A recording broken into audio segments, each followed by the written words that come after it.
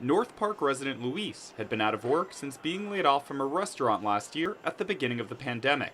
He's undocumented, so we're protecting his full name. He was one of the 1,000 undocumented people who got an emergency $500 debit card from the state at the beginning of the pandemic. But since then, he hasn't received any further support from the government, even though he paid taxes in the United States for 6 years. Undocumented people don't qualify for unemployment insurance.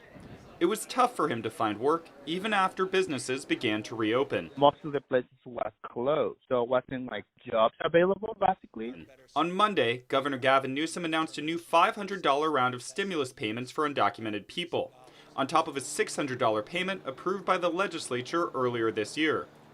Luis said if he was to receive the total additional $1,100, he would save it, because he still doesn't have access to unemployment insurance. This kind of money arrived.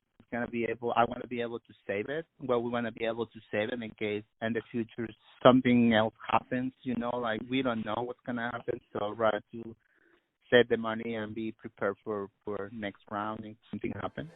This lack of security for undocumented workers won't be solved by these checks, says Lucas Zucker. With the Central Coast Alliance United for a Sustainable Economy, his group has been pushing for larger checks to the state's 2 million undocumented people, while the state runs a huge budget surplus. A one-time $500 payment, it's important and it's needed, but it's not even enough to make 1 month's rent for folks who are really struggling with job loss and really nowhere to turn. Luis has gone back to work in recent weeks at a different restaurant from his old one, often working more than 45 hours a week.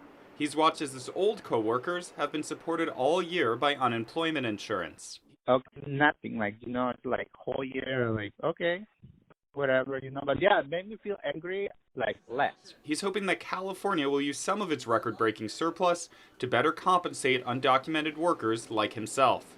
Max Rivlin-Nadler, KPBS News.